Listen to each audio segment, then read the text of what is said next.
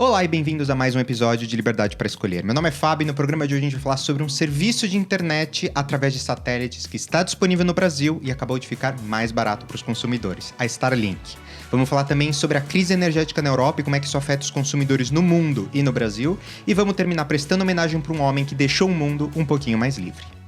Vamos começar então o programa de hoje falando e trazendo uma boa notícia para os consumidores no Brasil, que é a Starlink acabou de ficar mais barata. Se você nunca ouviu falar da Starlink, a Starlink é uma empresa do Elon Musk, do grupo SpaceX, a mesma empresa que presta serviço para a NASA, que cria foguetes e faz o transporte da NASA e também coloca satélites ao redor do mundo. Essa empresa do Elon Musk também tem um serviço de provedor de internet, ou seja, você pode fazer a sua conexão com a internet ao invés de usar os meios tradicionais, o cabeamento, a fibra ótica, você pode se conectar à internet através de satélites. E esse método de conectividade, né, que é enviado através de satélites, ou seja, do satélite para um receptor que você tem na sua casa, ele dispensa qualquer outro tipo de instalação, qualquer outro tipo de cabeamento, dispensa você precisar que as empresas façam a instalação, por exemplo, de fibra ótica na sua rua para você poder aumentar a sua velocidade, ter mais acesso e melhor qualidade.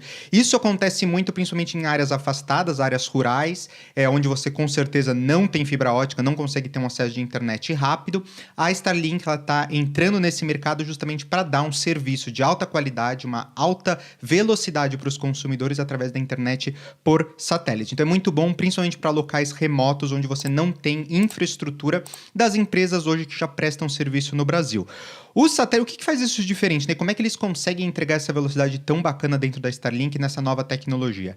É que os satélites que eles são enviados para o espaço, primeiro que eles são feitos através da parceria da SpaceX com a Starlink. Então, a SpaceX é uma outra empresa do Elon Musk, como eu falei, que presta serviço para a NASA, toda a parte de foguetes. Eles utilizam a nova geração de foguetes, que é o Falcon 9, ou seja, o foguete ele é de última geração porque ele consegue decolar da Terra, fazer a entrega do satélite ou ir, por exemplo, para a Agência Internacional, Espacial Internacional e retornar, voltar e pousar de novo no mesmo lugar ou num lugar dedicado. Antigamente, quando você mandava um foguete, você simplesmente abria todas as partes do foguete no espaço, deixava um monte de lixo espacial e depois você não trazia nada de volta, ou quando voltava uma parte muito pequena do foguete que depois era resgatado com algum tipo de material que tinha que ser coletado. Hoje, com os foguetes da Falcon 9, eles conseguem decolar e pousar o mesmo foguete. Então, isso abriu caminho para que a Starlink conseguisse levar vários satélites utilizando esse mesmo foguete, sem ter que fazer novos foguetes para cada lançamento de satélite que eles vinham fazendo. Então isso realmente revolucionou o mercado espacial e com isso, a Starlink conseguiu colocar mais de 2.600 satélites já em órbita ao redor do mundo. Eles estão orbitando na parte baixa, então mais baixo do que outros satélites. É uma faixa aí que fica a 550 quilômetros da Terra. Então, esses satélites de baixa órbita, eles são ideais justamente para essa comunicação e para a internet, porque você tem aquele baixa latency que eles chamam, que o tempo do sinal que está aqui na Terra ir até o satélite e retornar, esse tempo, se os satélites estão muito distantes da Terra, ele acaba sendo maior. Isso aumenta o tempo de ping, diminui a velocidade da internet. Então, os satélites que a gente tinha anteriormente, principalmente os satélites que estão utilizados, por exemplo, para localização GPS, eles estão muito mais altos dentro da órbita da Terra. Esses satélites que o Elon Musk está colocando, eles são muito mais baixos. A contrapartida é que, por eles estarem mais baixos, a cobertura que eles fazem do espaço terrestre é menor do que um satélite que está mais longe. Então, imagina que se você está olhando para alguma coisa de perto, você tem uma visão muito menor daquilo que você está olhando do que se você estiver olhando de longe. De longe você consegue olhar muito mais, cobrir muito mais espaço de visão. Basicamente a mesma coisa que acontece com esses satélites de alta e baixa órbita. Por ele estar mais próximo da Terra em baixa órbita, você precisa de mais satélites circulando. Então basicamente eu tenho um satélite seguidinho do outro, um atrás do outro, circulando para poder dar a cobertura e a qualidade do serviço de internet que a gente está acostumado atualmente, que é a velocidade, por exemplo, de 5G, 4G e até velocidades muito mais amplas utilizando a fibra ótica. Então, a promessa da conexão desse serviço é de 1 gigabit por segundo, né, que é uma quantidade bem rápida, uma quantidade de dados transmitidos muito alta, muito maior do que você conseguiria com qualquer outro tipo de tecnologia que não é fibra hoje com cabeamento, então você consegue entrar, como eu falei, em regiões que hoje não são atendidas por uma internet de alta qualidade e rápida, com um serviço que é muito confiável. Então, nos Estados Unidos isso já foi lançado há bastante tempo. No Brasil, a Starlink ela teve aprovação para operar pela Anatel em janeiro. Os preços oficiais eles divulgaram em fevereiro, eles criaram uma lista de espera, você podia se inscrever e eles começaram a fazer o rollout aí das entregas. Desde a partir de junho, se eu não me engano, eles começaram a fazer essas entregas. Só que os valores que eram cobrados na época eram muito mais altos. Você chegava a gastar cerca de R$11 mil no primeiro ano, contando com o investimento que você faz no equipamento. Então era um valor muito alto e inacessível para muitas pessoas. A mensalidade, quando ela foi anunciada no país, era de R$530 por mês, sem impostos. Então, com impostos, chegava ali a quase R$800 por mês de conta de internet. A boa notícia é que essa semana o Elon Musk anunciou que eles vão cortar o valor da anuidade em muitos lugares no mundo. Cortaram no México, cortaram o custo aqui no Brasil. O único lugar que se manteve com o mesmo preço foi nos Estados Unidos, mas eles baixaram de 530 sem impostos para R$230 mais impostos. Então isso significa que de 530 foi para 230, uma redução de 56% no valor da mensalidade, e o valor do equipamento de instalação, que antes custava R$2.670, caiu para R$2.000. Então, teve aí uma redução bem bacana no valor anual, que torna esse serviço, obviamente, ainda um serviço elitizado, assim, um serviço que custa muito mais caro de prestação de serviço do que um outro tipo de internet que você pagaria de outros provedores, mas a qualidade do serviço que você tem nessas áreas remotas também é muito maior. Então, obviamente, não é um serviço ainda para todo mundo, mas é um serviço que, com esse preço mais baixo, começa a se popularizar e começa a ser mais acessível para as pessoas. Então, eu acho que isso vai ser ótimo. Eu estou muito contente com esse lançamento no Brasil. Era uma coisa que eu estava esperando já há 2 anos, quando eles começaram a lançar isso nos Estados Unidos.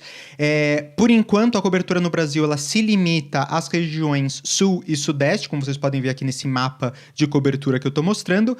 Mas eu fico muito feliz que tenha competição nesse mercado de telecomunicações. Eu fico feliz que tenha inovação nesse mercado de comunicação. E é sempre muito bom ver essas novas tecnologias chegando para os consumidores e também com preços mais acessíveis. Então, se você não conhecia a Starlink, eu quis trazer isso hoje no programa, começar com isso, porque eu acho que tem 2 benefícios. O primeiro é realmente essa internet inovadora via satélite, que se você tem uma casa de campo, um lugar onde você não tem uma boa conectividade com a internet, talvez essa seja a solução. E também agora com preços mais acessíveis, isso também é uma coisa muito boa que vai popularizar ainda mais esse serviço. Então, estou feliz com essas 2 notícias que quis trazer hoje para vocês no podcast.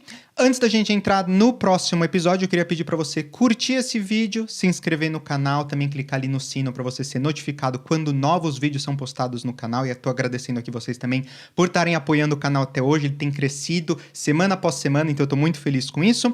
Se você não sabe, nós também temos a versão áudio desse vídeo que está disponível no podcast. Você pode encontrar no Google Podcast, Apple Podcast, enfim, qualquer plataforma onde você ouve os seus podcasts, a gente está lá. Só procurar Liberdade para Escolher. Vamos então agora falar do nosso segundo tema, o tema mais polêmico também dessas últimas 2 semanas, mas principalmente nessa última semana, que é a questão da crise energética na Europa. Então, a crise energética na Europa está no topo aí da discussão e na agenda política dentro da União Europeia. A União Europeia voltou agora em setembro, porque eles estavam em recesso durante o mês de agosto, é um período de férias aqui na Europa. E eles retornaram agora tentando, colocar isso no alto da agenda para evitar ou mitigar um pouco dos efeitos da guerra da Rússia na Ucrânia. Então, hoje, a boa notícia com relação à crise energética na Europa é que a gente conseguiu, nos últimos meses, criar reservas na maior parte dos países para poder superar o período aí de outono, principalmente o período de inverno, com reservas de gás para a produção de energia elétrica. O gás, quando a gente fala, as pessoas tentem achar que o gás aqui na Europa é para você cozinhar, é para utilização do gás que a gente conhece, na verdade, no Brasil, mas grande parte do gás, ou a maior parte do gás aqui na Europa, é usado nas termoelétricas, para a geração de energia elétrica. Então, quando o custo do gás sobe, isso faz com que a energia elétrica suba, e isso prejudica, obviamente, a indústria, deixa também as contas de energia elétrica nas casas mais caras, nos restaurantes, bares, enfim, isso está uma crise generalizada aqui na Europa porque os custos estão subindo. A gente já estava com uma inflação super alta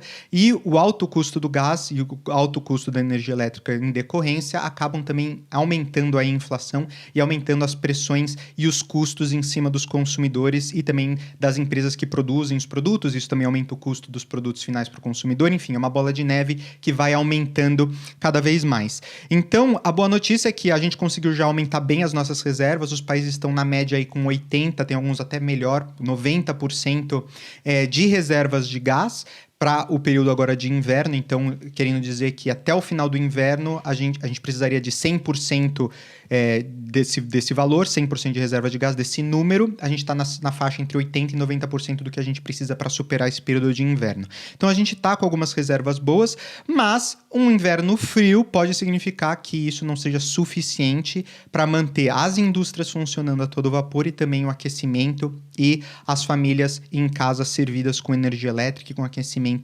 sem ter nenhum tipo de racionamento. Então, por que eu estou trazendo esse assunto e por que a gente precisa de atenção? Primeiro, porque os preços recorde da energia, eles estão afetando, como eu falei, as empresas.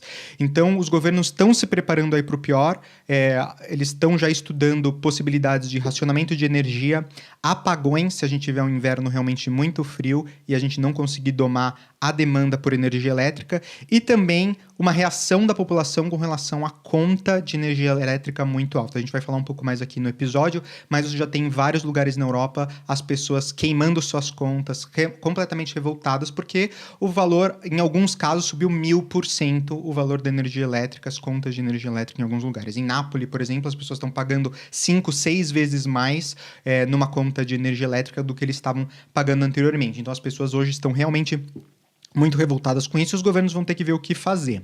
A Gazprom, que é a empresa russa de prover o gás, né, fazer a distribuição do gás russo, ele também fechou essa semana as suas torneiras do gás para o Nord Stream 1, para a Europa, então significa que não está mais vindo gás russo para a Europa, eles cortaram o abastecimento, e eles postaram nas redes sociais um vídeo em que eles mostram esse fechamento da torneira e depois várias capitais europeias congelando, passando frio. Isso é uma estratégia, obviamente, do Putin para tentar assustar a Europa, mas também para poder aí espantar e criar um pouco de nervosismo no mercado. Vamos assistir esse vídeo. Зима будет большая.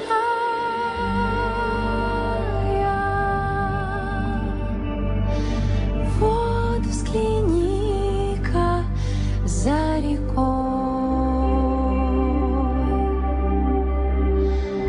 Тихо осень умирает,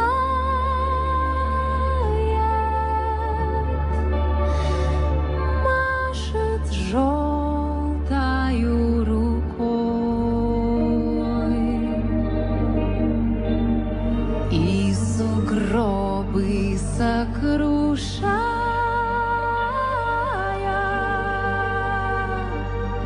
солнцем брызнет по весне.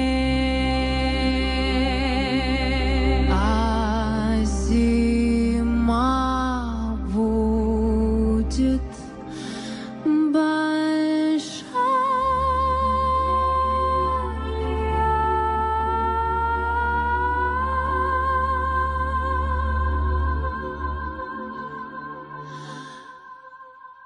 только сумерки да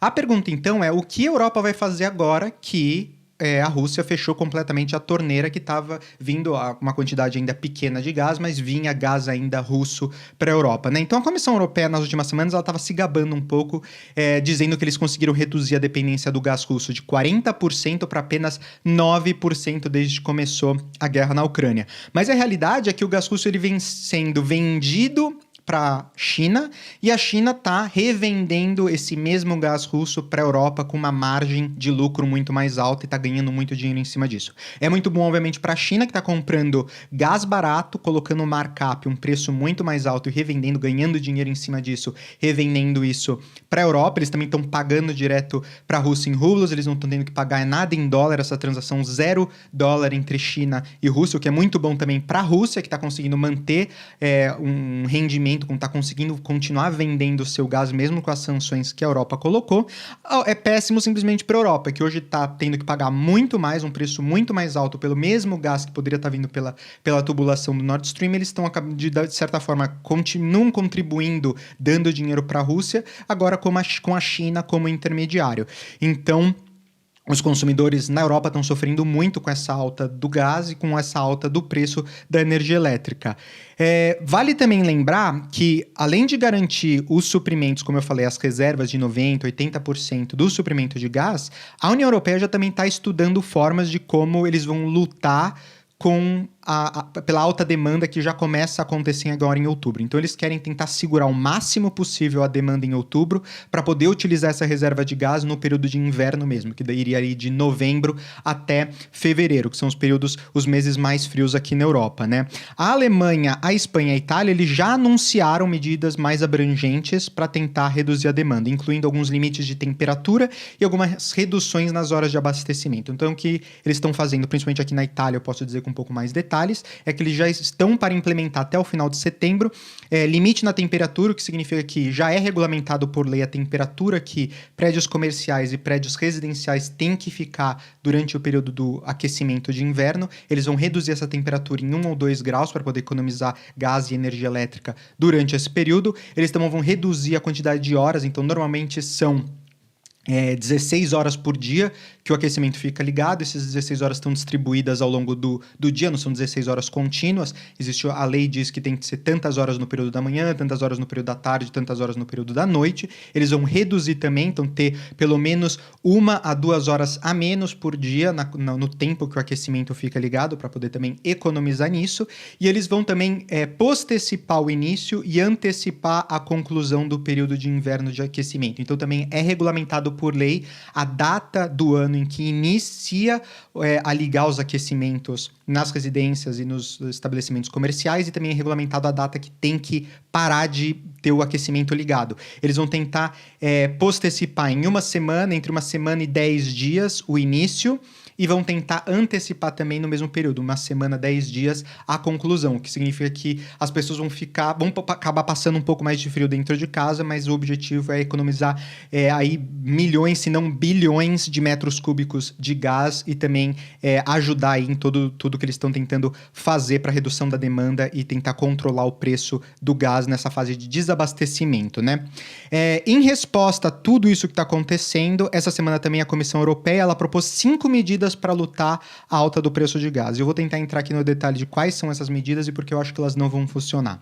A primeira de todas, e a mais óbvia, por isso que eu vou começar com ela, é a questão do limite do preço de gás. Então a gente já falou aqui no podcast várias vezes como limitar o preço de alguma coisa, colocar um preço fixo numa coisa que deveria ter um preço flexível, variável, seguir o mercado, você acaba criando desabastecimento ou outros problemas financeiros posteriores. Então, quando a gente fala, por exemplo, na Argentina, que a Argentina, para controlar a inflação, coloca um limite nos preços de itens no supermercado, significa que as pessoas que produzem aqueles produtos não vão querer vender por um preço que seja inferior ao que o mercado estaria vendendo, elas vão acabar exportando ou fazendo alguma outra coisa com a mercadoria, ou elas simplesmente vão sentar em cima daquela mercadoria, vão parar de produzir porque o custo de produção é mais alto do que o preço que o governo está estipulando que aquele bem tem que ser vendido.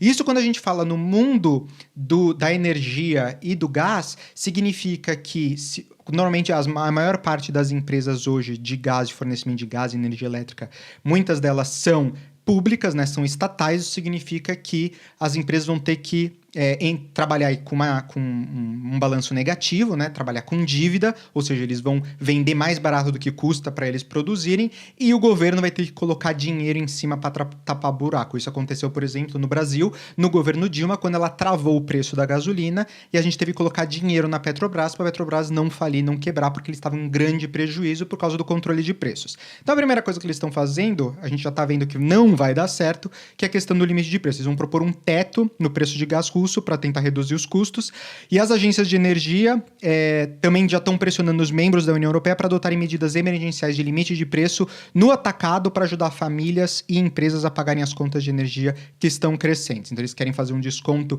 no boleto, tentar de alguma forma reduzir o custo e o valor que as empresas e as famílias estão pagando. Então, de novo, eu acho honorável o que eles querem atingir, que é justamente melhorar aí o preço, reduzir o preço, mas isso vai ter impactos com certeza em outras áreas, e uma delas é aumentar o valor da dívida pública. O segundo item é a questão de liquidez de emergência. Então, os ministros de energia eles também estão discutindo aí as crises de liquidez, como eu falei, porque como as empresas são públicas, elas não tendo que arcar com muitos custos, e algumas estão atuando aí no negativo por causa do valor super alto do gás, da matéria-prima.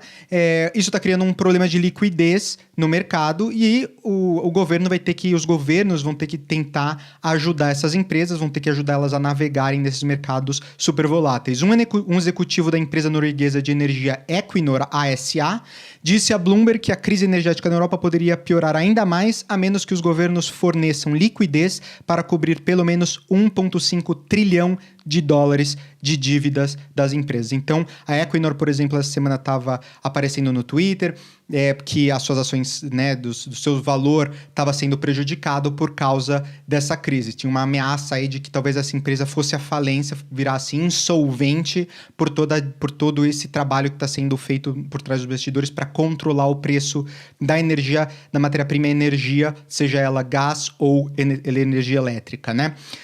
Outra coisa são os limites de receita de eletricidade, o que eles estão chamando de uma contribuição solidária sobre lucros inesperados. Então, para mim, esse é o mais fantástico de todos os itens que estão nessa lista. Para mim, é o que mostra, eu sempre venho falando isso, que a União Europeia, na verdade, é a união dos países socialistas da Europa, porque é realmente tá virando um bloco socialista de controle de preços, controle de mercadorias. Desde o início da pandemia, a União Europeia está desgringolando, está saindo da liberdade econômica que a gente conhecia e de princípios éticos e liberais que a gente tanto defende, que a gente tanto fala aqui no programa. Então, esse limite de receita, para você entender, eles querem propor um limite de receita, então o máximo que as empresas podem ganhar de receita para essas empresas que produzem energia elétrica, eletricidade, criando uma contribuição de solidariedade para as empresas de combustíveis fósseis. Então, significa que as empresas que obtiveram lucros maciços devido à alta dos preços, só que elas têm baixos custos de produção, ou seja, as empresas que são baseadas em combustíveis fósseis, o valor do petróleo está super baixo, então o custo para produzir está baixo, mas o valor da energia elétrica está alto, então elas estão ganhando muito dinheiro. Ou empresas renováveis, empresas que geram energia eólica, outros tipos de energia que são renováveis, ou seja, que o custo também é muito mais baixo, não é influenciado pelo gás, mas estão ganhando muito dinheiro dentro do sistema europeu de redistribuição de energia elétrica, eles vão tentar colocar uma taxa, um imposto, que eles estão chamando de contribuição solidária, sobre lucros inesperados, por uma quantidade enorme de lucro que elas estão tendo, sem ter custos mais elevados. Então, isso, assim, é obviamente um absurdo, né? Eu nunca ouvi falar disso, a não ser nos países realmente socialistas. Então, realmente nos deixa aí com muito medo e com muito receio do que vai acontecer no futuro dentro da União Europeia. A próxima item que foi proposto também é redução da demanda. Então, como a gente falou, eles vão tentar propor uma economia inteligente de eletricidade. Então, como o gás natural é fonte-chave na geração de energia para as termoelétricas, os preços da eletricidade dispararam com a guerra na Ucrânia, principalmente agora que eles fecharam a torneira. A Rússia fechou completamente a torneira do gás para a Europa. Essa demanda de pico da eletricidade leva a que o gás fique muito mais caro no mercado. Então, significa que Quando você tem um consumo de gás muito alto, um pico de gás muito alto, que é por conta de picos de energia elétrica, então você pega picos de energia elétrica durante o dia ou picos de energia elétrica durante o mês, quando você tem indústrias pesadas trabalhando, ou você tem fábricas, enfim, qualquer tipo de coisa que demanda muita quantidade de energia elétrica, o preço da energia elétrica subindo, esse pico, gera também um custo maior, porque você está pagando um premium para poder ter a necessidade da produção daquela energia extra, que se a curva fosse mais horizontal, você não teria. Então, é sensacional aqui, porque a presidente da Comissão Europeia, von der Leyen, ela falou uma frase que eu acho que foi muito mal colocada, porque ela falou que a gente vai ter que achatar a curva. Então, se você já ouviu o termo achatar a curva durante a pandemia, você viu toda a desgraceira que foi as medidas que eles colocaram durante a pandemia, você já sabe que isso também vai ser uma desgraceira enorme. O que ela falou o que nós temos que fazer é achatar a curva e evitar as demandas de pico. Vamos propor uma meta obrigatória de redução de uso de energética para todos os países durante os horários de pico. Vamos assistir esse clipe. That we see there's a global scarcity of energy. So whatever we do, one thing is for sure, we have to save electricity, but we have to save it in a smart way. If you look at the costs of electricity, there are peak demands. And this is what is expensive, because in these peak demands, the expensive gas comes into the market. So what we have to do is flatten the curve and avoid the peak demands. O problema com o que a von der Leyen está dizendo é que essa dependência europeia no gás russo não é uma coisa desconhecida, uma coisa atual. Na verdade, o ex-presidente Donald Trump, quando ele estava lá em 2018 fazendo um discurso nas Nações Unidas, ele falou que a dependência da Rússia seria devastadora para a Europa e principalmente para a Alemanha se a gente não começasse a mudar a nossa matriz energética e diminuísse a dependência que a gente tinha na Rússia. Obviamente, a delegação alemã que estava lá nas Nações Unidas, quando o Trump falou isso, começou a dar risada, começaram a fazer chacota, tirar sarro dele.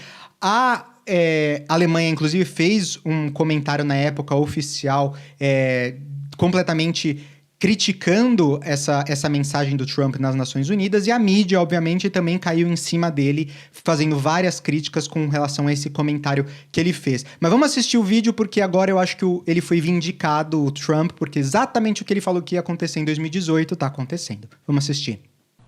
Reliance on a single foreign supplier can leave a nation vulnerable to extortion and intimidation. That is why we congratulate European states such as Poland for leading the construction of a Baltic pipeline so that nations are not dependent on Russia to meet their energy needs. Germany will become totally dependent on Russian energy if it does not immediately change course. Então vamos para a conclusão desse vídeo, né? Para a conclusão desse tema energético. O que eu acho que vai acontecer nos próximos 6 ou 8 meses, ou principalmente nos próximos meses, quais são os pontos chaves que eu acho que a gente tem que prestar atenção. Eu acho que a gente está prestes a experimentar uma crise de dívida soberana nacional. Isso vai ser o teste, né? O último teste, o teste mais importante com relação ao modelo keynesiano e também ao modelo de moedas fiat. Se você não conhece o modelo keynesiano era o que dizia que o governo pode gastar o quanto ele quiser, que o governo nunca vai quebrar, porque ele sempre pode emitir mais moeda. O governo pode sempre cobrir o problema que ele está tendo de não ter disponibilidade de caixa, simplesmente emitindo cada vez mais dinheiro. Ele nunca vai quebrar, não existe uma quantidade de dinheiro que era demais para um país quebrar.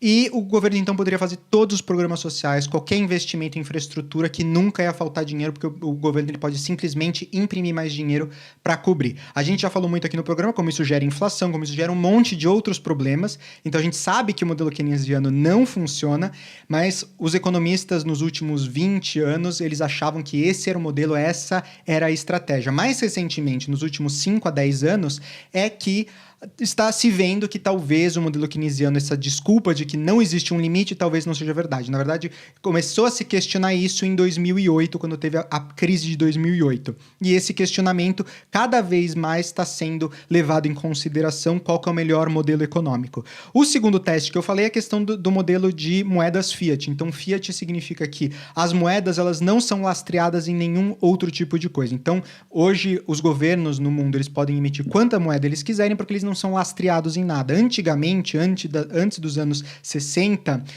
as moedas elas eram lastreadas em ouro. Então, por exemplo, os Estados Unidos, que era a maior economia do mundo, ele era lastreado em ouro. Então, significa que para você ter uma nova moeda, um novo dólar em circulação, você tinha que ter isso guardado em reservas de ouro para poder fazer a intercambiabilidade. Isso que significa que se você tinha uma nota de dólar, você poderia ir ao banco e trocar aquilo pelo mesmo peso ou valor em peso em ouro. Isso foi descontinuado durante o governo Nixon, então as moedas antigamente, os outros países que não tinham reservas em ouro, elas utilizavam dólar como reserva porque eles sabiam que se eles precisassem de ouro, eles podiam trocar o dólar por ouro, então eles basicamente se lastreavam em dólar para poder ter essas reservas. E isso já acabou há muito tempo, foi uma das piores coisas, na minha opinião, que aconteceram, porque aumentou ainda mais essa teoria do keynesianismo de que você podia gastar o quanto você quisesse, porque antes você tinha que ter a reserva em ouro, hoje você não precisa mais, você pode simplesmente imprimir quanto dinheiro você quiser. Por isso que eu acho que essa crise de dívida soberana que a gente está enfrentando agora, essa bolha, isso vai ser o maior teste nesses dois modelos. Se a gente conseguir superar isso, eu vou ter que me desculpar e dizer que esses dois modelos funcionaram. Se a gente tiver consequências mais graves, a gente vai ter que começar a rever esses dois modelos, como é que a gente tem o nosso approach, né, como é que os governos usam esses dois mecanismos na sua estratégia. Como eu falei também, o Putin ele fechou a torneira de gás para a Europa, isso está causando um aumento de preços. Isso vai fazer, na minha opinião, com que o preço da energia dispare ainda mais na Europa e, como a gente sabe, o preço da energia é um componente importante do IPC, que é o indicador de preços para os consumidores, e isso faz com que a inflação exploda, ou seja, o IPC que mede a inflação vai aumentar porque os custos estão aumentando, como eu falei, o custo de tudo, porque tudo depende de energia elétrica, tudo depende de gás para poder ser produzido, e isso está fazendo com que os custos, o custo de vida na Europa suba, isso está gerando mais inflação. Isso está sendo super ruim para a economia na Europa. E à medida que o IPC sobe, a gente também tem, por causa dos preços das energidades, isso é repassado para o consumidor, ou de forma direta ou de forma indireta. E o que vai acontecer, o que a gente já está começando a ver, inclusive, é uma agitação social. Você vê aí... talvez até o início de uma revolução entre as pessoas, você vê isso muito em Nápoles, as pessoas protestando na frente da prefeitura, queimando suas contas de gás, dizendo que eles não vão pagar a conta de energia elétrica, a conta de gás, porque está muito alto, porque é um absurdo. A gente vai ter eleições agora aqui na Itália no final de setembro, a gente precisa ver como é que o governo vai decidir os próximos passos, mas a gente vê já que a sociedade está muito incomodada, isso você está vendo que está acontecendo na Polônia, você vê que está acontecendo na Hungria, você vê que está acontecendo na Alemanha. A Alemanha já falou que vai começar a colocar exército na rua a partir de outubro para poder patrulhar a rua, porque eles estão com medo desse civil unrest, dessa coisa das pessoas começarem a ter essa agitação civil, essa revolução dos altos preços ou de talvez falta de energia ou de racionamento de energia. Então isso é uma coisa que eu acho que deve acontecer. E aí a Europa ela vai ter dois dilemas, né? Ela vai chegar ali numa divisão e ela vai ter que encontrar qual que vai ser o caminho que ele vai seguir. O primeiro é entregar a Ucrânia para a Rússia e falar, Putin tá aqui, abre de novo a torneira porque a gente não consegue mais, vai tirar as sanções em cima da Ucrânia.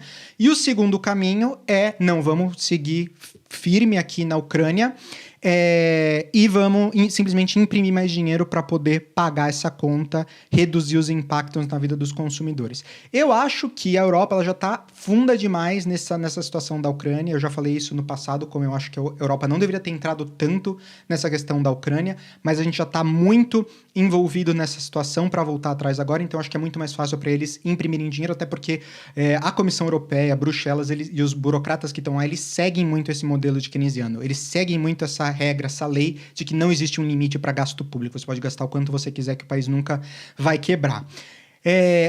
Então, Eu acredito que o Banco Central Europeu ele vai ter que começar a, de certa forma, entrar aí nessa fórmula, vai ter que começar a instituir controle da curva de rendimentos para manter os rendimentos dos títulos soberanos intactos e evitar a fragmentação dos títulos soberanos dentro da União Europeia. A gente já viu que o Banco Central Europeu já usou de umas táticas nos últimos meses que não deixou o mercado muito contente. Então, a Itália, por exemplo, está com uma crise soberana super alta e para poder dar mais dinheiro para a Itália, eles acabaram emitindo títulos da Alemanha, que são títulos com muito mais valor, muito mais confiabilidade no mercado, mas na verdade para financiar a Itália e a Grécia. Então isso acabou pegando super mal no mercado internacional, no mercado europeu, e eu vejo que o Banco Central Europeu vai continuar usando dessa estratégia porque eles não vão ter outra opção, eles vão ter que colocar dinheiro em circulação e colocar títulos públicos da Itália que caiu ainda mais, né, em termos de solvência, o risco da Itália da default está aumentando. Os países que têm títulos melhores, o Banco Central Europeu usou desses títulos para tentar emprestar dinheiro e comprar títulos da Itália para poder dar mais dinheiro para a Itália. Então foi uma estratégia aí que eles utilizaram, que na minha opinião, além de ser, do ponto de vista moral, errada, também acaba enganando o mercado e precificando uma coisa de uma forma que ela não deveria ser precificada. Obviamente, então, o Banco Central vai ter que imprimir mais dinheiro e eles vão usar dessa estratégia de YCC, que chama Yield Curve Control, que é basicamente eles vão colocar uma meta de taxa de juros de longo prazo e eles vão ter que comprar e vender títulos o quanto necessário para poder atingir essa meta, essa taxa de juros. Então, em vez da gente deixar os juros flutuando, eles vão fixar uma meta de taxa de juros e aí eles vão ter que vender e comprar título a rodo para poder chegar e ficar dentro da meta que eles estipularam. Isso, na minha opinião, vai fazer com que o DXY exploda. O que é o DXY? O DXY ele é uma medida de valor do dólar americano em relação a uma cesta de 6 outras moedas estrangeiras. Só que hoje o DXY ele é composto 58% de euro. Então isso vai fazer com que o dólar exploda, né? Essa medida do DXY exploda. E esse tsunami de dólar que vai acabar aí em circulação no mercado e esse desequilíbrio vai fazer com que mercados, principalmente os mercados emergentes, eles comecem a ter problemas econômicos ou até ameaçarem a dar calote em suas dívidas públicas. Isso vai forçar com que esses governos emergentes comecem a vender os seus títulos públicos americanos para poder pegar dinheiro em dólar para poder pagar as suas dívidas. Isso, então, vai colocar o Fed numa situação super complicada, porque ele vai ter que atuar para poder manter tanto as taxas no patamar que eles querem, mas também a moeda americana sob controle e o valor da moeda americana sob controle. Então, olhando todo esse cenário, obviamente eu estou fazendo aqui algumas observações minhas, né, o que eu acho que poderia acontecer com todo esse cenário, mas concluindo, eu acho que a gente está aí no final de uma grande bolha de títulos soberanos e essa crise que a gente está tendo energética, ela vai ser o catalisador do fim dessa bolha de títulos soberanos. O Fed ele vai ser forçado aí ou a estimular a economia ou a arriscar a uma implosão total do sistema monetário. Então vai ter uma atuação muito forte dos Estados Unidos que hoje não está numa boa situação econômica, como a gente sabe, lutando com inflação alta lá dentro, vários outros indicadores ruins, indicadores de recessão, queda do PIB. O único indicador que está super bem lá é a questão de desemprego, que está baixo, então o emprego está ainda em níveis altos e a produtividade em níveis altos, mas a gente tem outros indicadores que estão indicando que os Estados Unidos está em problema. Então isso vai colocar mais pressão também dentro dos Estados Unidos. A única coisa que é estranha dessa história inteira, né, ou pelo menos a única coisa que é única dessa história inteira, que nunca aconteceu em crises passadas, é a questão do preço do petróleo não estar subindo. Ele está, na verdade, caindo. O preço do petróleo está super barato. Normalmente, quando começam a acontecer essas crises, o preço do petróleo também explode. Essa situação está sendo única porque o preço do petróleo ainda está sob controle, o preço do petróleo ainda está baixo. Então, por que eu estou falando tudo isso? Na verdade, não é para assustar você que está ouvindo o podcast, não é para assustar as pessoas, os consumidores que estão nos ouvindo aqui ou assistindo esse vídeo, mas é para dizer que a crise energética ela tem ramificações que vão além da fronteira dentro da União Europeia. O que está acontecendo aqui na União Europeia vai acabar afetando os Estados Unidos, vai acabar afetando outros mercados, principalmente os mercados emergentes, o Brasil. Então é bom a gente ficar atento com o que está acontecendo no mundo para a gente poder entender quais são as consequências do nosso dia a dia, quais são as consequências para os consumidores. Tem que estar de olho, os consumidores, no que está acontecendo no mundo. E eu sempre vou tentar aqui dentro do podcast trazer novas informações para vocês, novos números, para a gente tentar discutir e ver quais são a situação e o que outros consumidores, quais são os outros problemas que os outros consumidores no mundo também estão enfrentando. Talvez um problema que você não está enfrentando no Brasil, a gente está enfrentando na Europa, ou vice-versa. E algumas vezes essa troca também nos ajuda a entender melhor a macroeconomia e também entender como é que as políticas públicas interferem tanto e mudam a nossa vida, a vida dos pagadores de impostos, a vida dos consumidores, enfim, também tira um pouco da nossa liberdade individual. O último item que eu queria falar hoje no podcast, na verdade, eu queria prestar homenagem ao Gorbachev. Então, na semana passada, morreu aos 91 anos Mikhail Gorbachev, que foi o último líder da União Soviética. Se você não seguiu as aulas de história, normalmente as pessoas que ouvem o podcast lá são mais velhas, elas viveram, inclusive, esse período em que ele era o líder da União Soviética, mas ele foi um reformador, ele foi uma pessoa que conseguiu acabar com a Guerra Fria, ele conseguiu levar a liberalização dos países que estavam dentro do regime comunista socialista e ele acabou conseguindo implementar o capitalismo dentro dos países que hoje são ex-países comunistas, né? Látvia, Estônia, enfim, hoje são países super ricos, com uma liberdade econômica super grande. Então, na verdade, o que aconteceu foi que quando os comícios pró-democracia começaram na Polônia e começaram a ameaçar o bloco soviético em 1989, o Gorbachev, em vez de enviar tanques, reprimir esses eventos, na verdade, ele fez as reformas necessárias e ele caminhou para o fim da União Soviética e para o fim do regime socialista e comunista e o fim da Guerra Fria. Ele fez várias reformas, como eu falei, necessárias e o bloco terminou aí em 1991. Então ele ajudou a tornar o mundo mais livre, com menos opressão, dá a milhões de pessoas a possibilidade de experimentarem o que é liberdade individual, o que é liberdade econômica. Aqui tem uma foto dele com o George Bush e o Reagan em Nova York, é uma foto clássica dos três se encontrando depois que acabou. Ele também saiu do governo em 1991 e em 1992 caiu completamente o regime soviético. Ele foi enterrado essa semana sem honra militar, sem honra nenhuma de chefe de Estado, até porque por causa da guerra da Ucrânia, os líderes internacionais eles não foram no enterro, nem o Putin também, que obviamente é um ditador, ele não foi no enterro do Mikhail Gorbachev. Então, é uma pena, porque é uma pessoa que merecia muito mais reconhecimento, merecia realmente um envio aí para a próxima vida de uma forma com honra, com muito respeito, honras de um chefe de Estado que realmente mudou a vida de muita pessoa e influenciou a história e entrou no livro de história e mudando completamente o mundo. Espero que vocês tenham gostado do episódio de hoje. De novo, lembro vocês de curtirem esse vídeo, se inscreverem no canal, clicarem no sininho para serem notificados quando os novos vídeos estão disponíveis aqui no canal e nos vemos na semana que vem. Tchau!